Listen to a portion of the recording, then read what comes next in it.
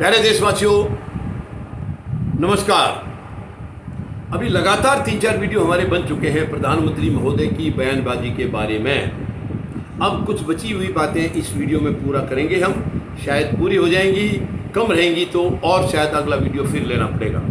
तो यानी अभी मैंने बता दिया था जनरल थमैया के इंसिडेंट तक का। उसी सभा में, कर्नाटका की उसी सभा में जो 2018 में प्रधानमंत्री महोदय कर रहे थे, उसी में उन्होंने एक और बयान दिया था कि जनरल हमारे जो करियप्पा साहब थे, करियप्पा साहब के बारे में लिखा है कि 1962 में चीन युद्ध के बाद 1962 में चीन युद्ध के बाद जनरल करियप्पा साहब के साथ में सरकार ने बहुत बुरा बर्ताव किया था। मतलब आखिर इनको किसी तरह बदनाम करना है कांग्रेस को। अरे जो गलत कर रखा है उसके बारे में बताइए, झूठ तो मत बोलो कम से कम। इन्होंने कहा था कि 1962 की लड़ाई के बाद में जनरल करियप्पा साहब के साथ सरकार ने बहुत बड़ा बुरा व्यवहार किया था, जबकि 1962 में जो चाइना के साथ हमारी लड़ाई थी उससे 9 साल पहले जनरल करियप्पा साहब रिटायर हो चुके थे। एक देश के प्रधानमंत्री को इतना भी ज्ञान नहीं है इतिहास का, और नहीं है तो चुप तो रह सकते हैं। क्या ज़रूरी है आपको बयानबाजी करना जब आपके पास नॉलेज नहीं है, आपके पास उसका ज्ञान की कमी है? तो क्यों आप ऐसे बयानबाजी करके अपनी बदनामी करा रहे हैं? ये देश की भी बदनामी होती है कि देश का प्रधानमंत्री गलत बयानबाजी कर रहा है।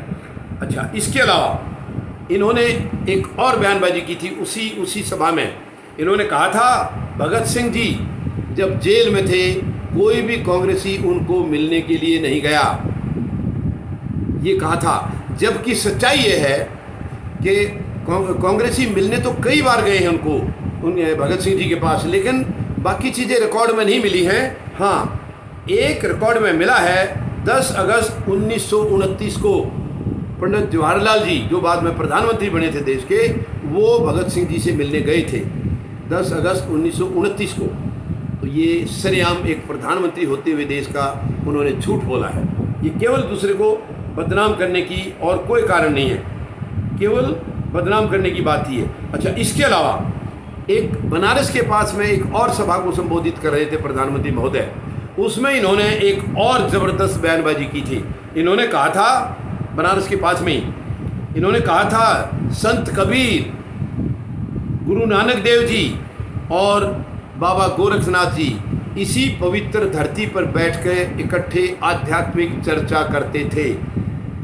ये प्रधानमंत्री महोदय के बयान हैं, जबकि संत कबीर और गुरु नानक देव जी 14वीं और 15वीं शताब्दी में थे और बाबा गोरखनाथ जी 11वीं शताब्दी में थे, लेकिन इन्होंने उनकी आध्यात्मिक मीटिंग एक साथ करा दी।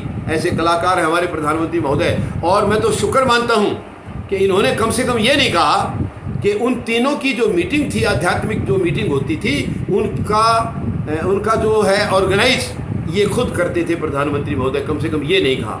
अगर वो ये भी कह देते, यानी ये भी उसी सेंचुरी के बन जाते, तो कोई बड़ी बात नहीं थी। ये ऐसी भी बयानबाजी कर सकते थे। तो कुछ और बातें हैं जिसको और हमें अगला वीडियो और लेना होगा।